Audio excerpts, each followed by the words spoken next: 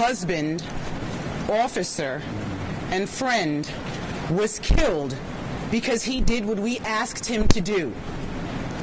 Countless officers lined the halls of this hallway after carrying him in and grieve for their brother, while praying with everything they have for the other.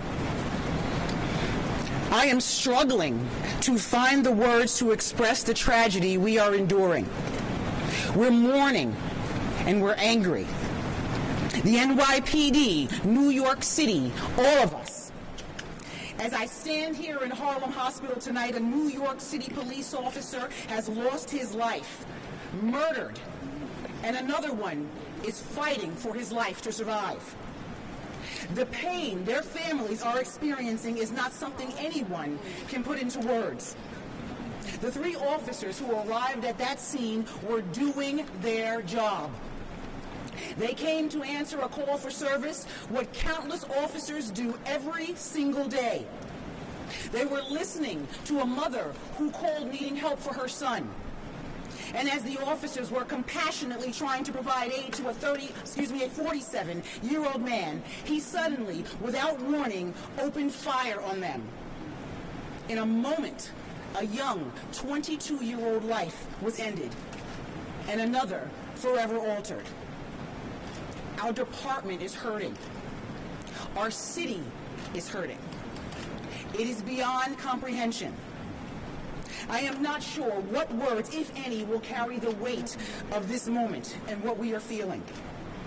We have 4 times this month rushed to the scene of NYPD officers shot by violent criminals in possession of deadly, illegal guns. 4 officers, 5 officers shot. 1 fighting for his life in 4 incidents. And now tonight, 1 is dead. Our detectives will work to piece this together, but as they do that, every NYPD officer will once again place a black mourning band across their shield. I ask you to please pray for them. We had the privilege to pray with this family. I ask you to pray for them too. Please pray for our officer that lies in his hospital bed fighting for his life. And every single day appreciate the valor and sacrifice of the men and women of the NYPD. I'll ask Mayor Adams if he wants to say a few words.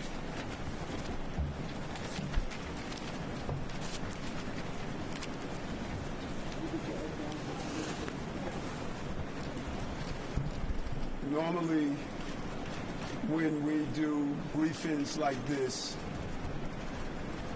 it's just the police officials who stand at this podium. I did not want that tonight. I wanted everyone to be in the same room. I wanted everyone to be here to understand. It is our city against the killers. It is our city against the killers.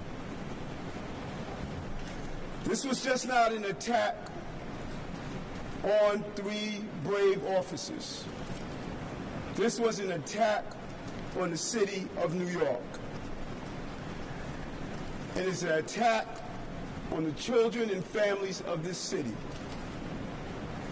And we are not going to win this battle by dividing lines between us. We must save this city together. That is what we must do. An 11-month-old baby was shot just a few days ago. 5 officers were shot in this city. The unification of fighting this battle goes beyond the debate and rhetoric. It is time for us to save our city. And we are going to need everyone on the same page to accomplish this task. And let me be clear, there are no gun manufacturers in New York City. We don't make guns here.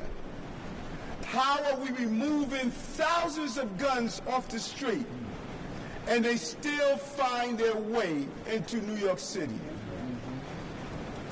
In the hands of people who are killers, constantly carving highways of death, destroying our communities.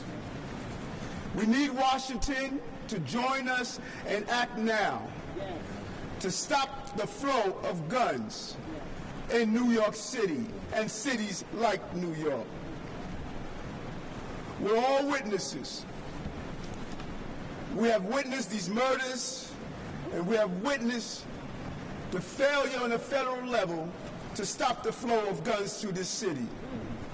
We are not going to live under the gun of dangerous people in New York City. We're going to honor the memory of this officer lost to gun violence by standing united against these killers and those who are arming them. They are co-conspirators to the violence that we are witnessing in New York City. No one will divide this city with their violence. In fact, they're going to unite us to come together and end this. We're going to find these guns, and we're going to find those who carry them and use them. We are committed to ending this violence. My heart goes out to these families who are experiencing such a traumatic experience.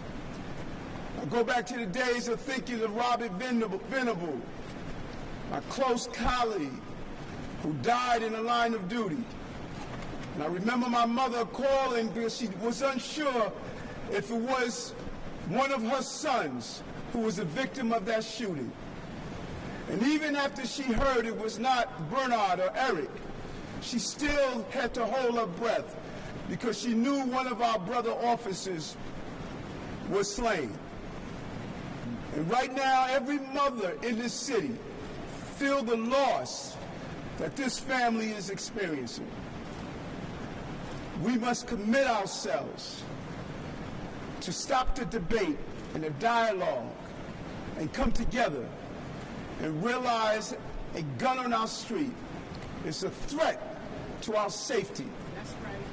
And we must do everything possible to remove that gun. And Commissioner, I thank you. I know how painful this is for you right now. And I thank these men and women who wore that uniform, wear the uniform that I wore. And countless number of times we had to go to hospitals and visit loved ones. We had to knock on doors and tell family members they lost their family to gun violence. And now you have to do it with one of your own. But I'm going to ask you something. No matter how painful this moment is, don't give up on these people in this city. Don't give up. Don't feel as though that they don't want you to do your job. Twitter and Instagram and social media, they're not the people you're protecting. They want you here to do your job. No matter who's the mayor, no matter who's the governor, no matter who's the elected official, you have done your job, and let's continue to do so. Let's protect the people of this city and not allow anger to get in our way of protecting those who are living with this violence every day. We are going to protect our city. That's our promise and commitment. It's a painful moment for us. Every time the commissioner and I had to visit a hospital, from January 1st, seeing an officer shot in the head, seeing an officer shot in the leg, on Staten Island, responding to a domestic dispute. It's a painful moment.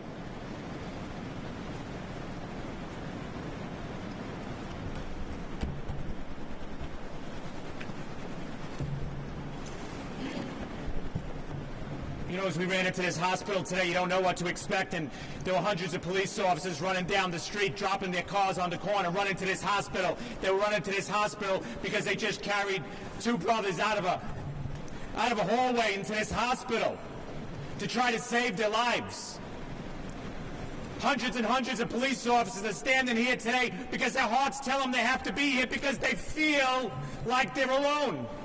We got to end that here today. Our hearts are broken. We're in shock. Our knees are buckling. And we're angry because we've been here before. We're angry because we saw it coming. We're angry because we said it was going to happen, and it happened again. So tonight, you know, these police officers aren't going to sleep. They're going to be out in the street. They're going to do what they need to do. The ones that go home are going to put their heads on their pillow, and they're not going to sleep. And they're going to cry. Well, it's time the city cried with us, and we know they are. But you know what? We stand shoulder to shoulder by the tens of thousands to shoulder our brother. We carried our brother here. We'll shoulder him out this evening. We'll stand in the hallway and we'll pray for a family that's hoping their son, their husband, they come home. But it can't be just us. Yes, we will stand patch to patch and bury our brother. We will bow our heads in sadness. But we need you too. The streets can't just be full of New York City police officers at this funeral. The public has to come. The public has to send a message to anyone that dares to harm a New York City police officer. Not here, not now, not today, not to us. We're humbly asking you to come out and help us. Then when this is over, yes, a conversation, a real conversation, not like our heads are on backwards and we don't know what's going on. We need help. They need help. We need help. It's time to do it now. We're all looking to do it. Give us that help so we can help stop babies from being shot, stop the violence. The guns that are coming in, well, help us take them out of their belts so they never dare pull it again. You know what I'm saying? We all know what we need. It's right in front of us. So now we're going to unite.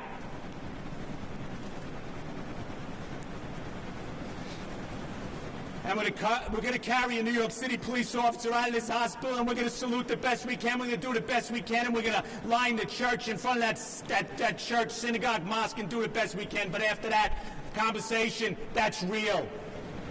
Laws that are real. Support that's real, not press conferences. Let's get voting and give us what we need. Thank God, see you on PD.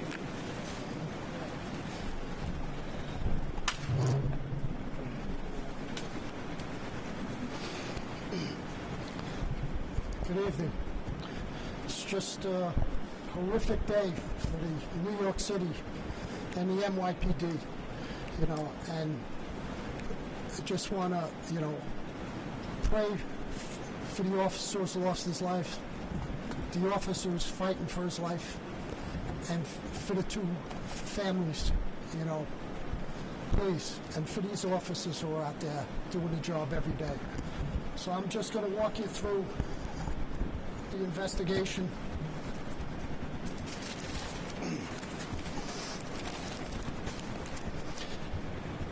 At 6:15 this evening, at 119 West 135th Street, apartment 1D, police officers from the 3-2 precinct arrived to a 911 call of a family dispute. The 911 caller was a female who stated that she was disputing with her son. She mentioned no injuries and no weapons. Upon entering the apartment, the officers were met by that female caller and her son. After a brief conversation, the officers were informed that her other son, whom she was disputing with, was in the back bedroom. This apartment is an open one-bedroom apartment. As you walk in, there is a living room, a kitchen, and a 30-foot-long hallway that has a closet, a bathroom, and at the end, the bedroom. One officer remained with the two family members, while two other officers go to the back bedroom. This hallway is very tight and narrow. As our first officers approach the bedroom, the door swings open and numerous shots are fired, striking both officers, one fatally and one is here in Harlem Hospital in critical condition. As the perpetrator's attempt to exit, he is confronted by our third officer, who fires 2 rounds, striking him in the right arm and head. Our perpetrator is LaShawn McNeil. He's a male, 47 years old. He has 1 prior arrest in New York City for a felony conviction of narcotics in 2003, in which he is on probation for. He has 4 arrests outside of New York City. 1 in South Carolina for an unlawful possession of a weapon in 1998. 1 for an assault on a police officer in Pennsylvania in 2002. A felony drug in 2003, and a misdemeanor narcotics in 2003 in Pennsylvania. Recovered at that scene is a Glock 45 high-capacity magazine, which holds up to 40 additional rounds. This weapon right here. That gun was stolen from Baltimore in 2017. We are working with our Joint Firearms Task Force and the local ATF to further trace this gun. This is a still active crime scene, and the investigation is continuing. We are working through why this brutal, senseless, and ambush of 2 of our police officers occurred. We're asking anyone in the community who has information to reach out to the 32nd Detective Squad or Crime Stoppers. And with that, I'd like to turn it over to the Police Commissioner for some final words. Say to my NYPD, our NYPD, your NYPD, thank you for what you do and what you face. This city appreciates it. I appreciate it. We all appreciate it. You are not alone. I support you in what you do. We are not going to answer your questions. We hope our prayers are answered. Good night. Thank you. Thank you, officers. Thank you. Thank you.